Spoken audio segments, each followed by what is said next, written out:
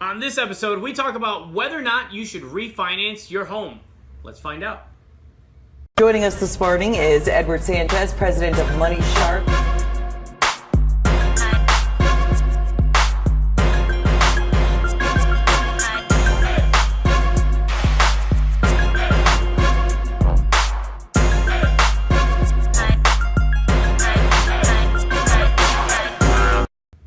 Hey everybody, welcome back to the Money Sharp Show. I'm Edward Sanchez, and this is episode number 17. Should you refinance your home? Should you refinance your mortgage? And I get asked this question a lot. It's becoming a bigger topic. Let's break it down. Number one, don't do it. More? More? Okay. All right, so let's break it down. I have a problem with being concise or brief. So I'm working on being shorter. Let's talk about this refinancing deal, guys. Why is this a big deal? Real estate's getting hot again. In fact, real estate has been hot. And it hasn't gotten to the point where everyone at the barbecues this summer is talking about how hot real estate is, because the markets are still hot. And they're overinflated and they're getting ridiculous. They're unjustifiably high. When they pop, and they will, all that smart money is going to look for someplace else to invest, right? You want to know where to put your money. So if you're not in the stock market, where are you going to go? You want to go to real estate, where it's hot, okay? At that point, it's going to be too hot. So what's going to happen is that people are going to be talking about, oh, you should put your money in real estate. That's where all the money is. And when money goes there, then prices are going to come up, which means that you're going to see a lot more opportunities, a lot more appreciation in value. It's not genuine appreciation. I would call it an inflation in value. Okay, so now you're going to have speculators, and speculators are going to push prices even higher, and it's going to be this big old thing because people are going to be scared about how fast the market's going down, and now real estate's going up, so go follow the good money, right? Bad moves, bad timing, consistently. So why am I telling you this? Because we saw this from 1995 to 2008. There was this craze. It was just refinance, refinance, refinance. And why do I know this is hot now too? Why it's happening is because I'm getting mortgage solicitations. I still have a mortgage, and so I get mortgage solicitations at my house and refinancing, and it's coming, and it's more prevalent, just like those pre-approved credit card solicitations that come in the mail, because they're starting to see equity and they want to see people refinance. Now, there's a natural aversion to filing for bankruptcy. So if you're carrying a lot of debt, medical bills or credit cards, specifically credit cards, out of consumer habit, right? Overspending. Where am I going to put this? Credit cards come at high interest rates. So we look at 19 or 29% interest on a credit card versus 5%, 4.5%, 3 3/4 interest on a mortgage. It's a lot smaller. So if you're looking at 3.5% versus 29% on a credit card, on a mortgage versus 29% on a credit card, you would think logically it's a slam dunk. Take your credit card debt and refinance your mortgage and just throw it in there. But that's comparing apples to apples, and it's not. They're not the same. This is an apple, this is an orange, okay? That credit card is something completely different, because credit cards are designed to be paid off, number one, not to carry balance, but number two, to be paid off in 3 years or less.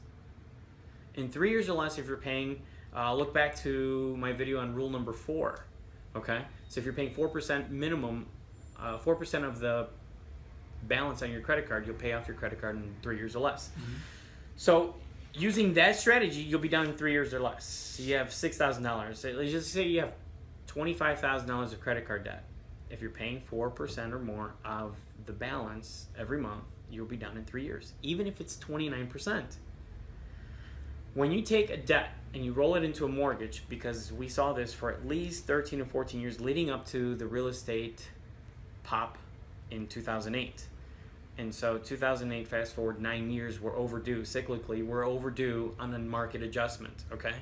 So real estate's going to get hotter than it is now. Valuations are going to go up, and people are going to start seeing those houses as piggy banks. And they're going to say, well, my house is worth $300,000, now it's worth $360,000. I can do a refinance, I can take money out, and I can pay off my credit cards.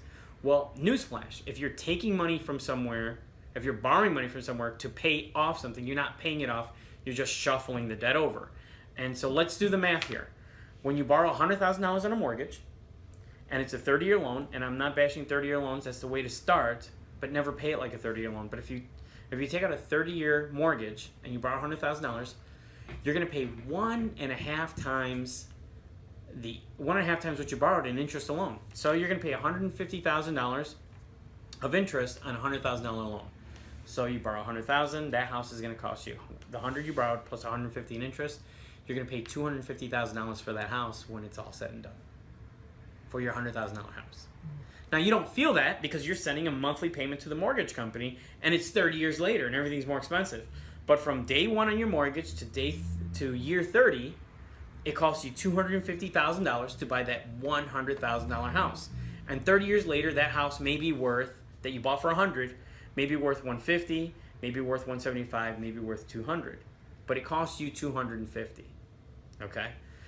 So if you were to take $30,000 of credit card debt, because it's at 29% interest, and you want that 3.5% interest, you want that 4% interest, you don't want to pay 29% anymore. So you take $30,000 worth of debt, and you roll it into a mortgage. Remember, 1.5 times what you borrow is what you're going to pay in interest. So that means you're going to pay back $30,000 plus an extra $15,000. You're going to pay $45,000 of interest on top of the $30,000. Now you're not going to feel that so that means that you're going to take your $30,000 problem and you're going to make it into a $75,000 problem because that's how much you're going to pay over 30 years. And not to mention when you refinance, what the lenders and the brokers like to do is say, well, you've been in your mortgage for 8 years, so you got 22 years left. They know that. They're not going to point that out to you. They're going to say, well, your payment is $1,500 today. When we refinance you and we roll the credit cards, your payment's going to go from $1,500. We're going to put you in a brand new 30-year loan, and your new payment's going to be $1,325. You think, well, I'll buy that all day, right? Yeah. So if your mortgage payment goes down and you rolled in all your credit card debt, well, why wouldn't I do that? That makes sense to me. I'm paying less every month. That $30,000 of credit card debt, if we're looking at 4%, you're looking at more than $500 a month in payments. So you trade off $500 of credit card payments every month to saving $180 on your mortgage every month. That's a no-brainer, and all day long people will do this. And so I saw that refinance over and over and over again because I can't make the credit card payments anymore, and I've got this equity in my mortgage. So I'm going to refinance, and the mortgage broker told me when I refinance, I'm going to lower my monthly payment on my mortgage. So I was paying $1,500 now. My mortgage payment is going to be $1,320.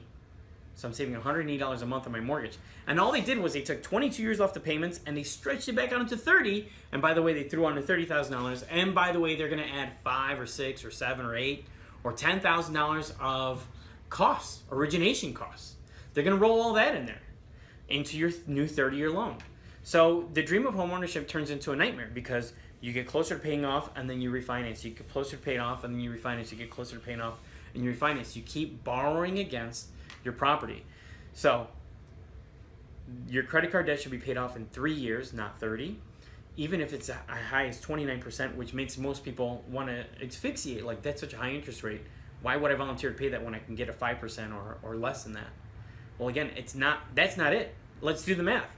If over 30 years you're going to pay $45,000 for $30,000 worth of debt, or you're going to pay $75,000 total, that's 150% interest, not 3%, not 3.5.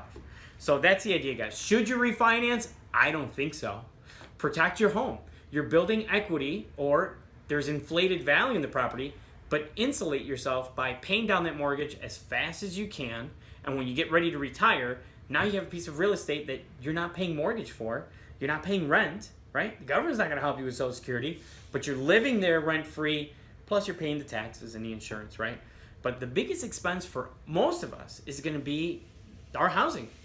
And when you get later in life, it's going to be housing, and then it's going to be medical, right? Medical bills or health. So remove the housing equation out of that, and you retire and your house is paid for. That's what you want to do. Stop refinancing. Pay down your debt aggressively using the strategies we show you. Do not refinance. Real estate's going to get so hot that, I mean, your neighbor, the postman, the hairdresser, everyone's going to be talking about how hot real estate is. And at that point, you know it's too hot and it's overinflated. But don't fall for those solicitations in the mail to refinance. So that's what I'm going to leave you with. It's not a great idea unless you're going to continue to be equally aggressive. You would take that $500 that you're sending your credit cards and you're going to continue to smash it into your new loan. But you got to be aware of those origination costs because I've seen them get ridiculous. I'm going to leave you with that. That's the end of episode number 17. 17. All right, guys. Leave your comments below. Let me know what works for you and what you want to see. As always, I want to thank you, Dr. Wayne Dyer. May God bless your soul. I want to thank Anthony Robbins and Gary Vaynerchuk. I'll see you guys next episode. Make your money sharp.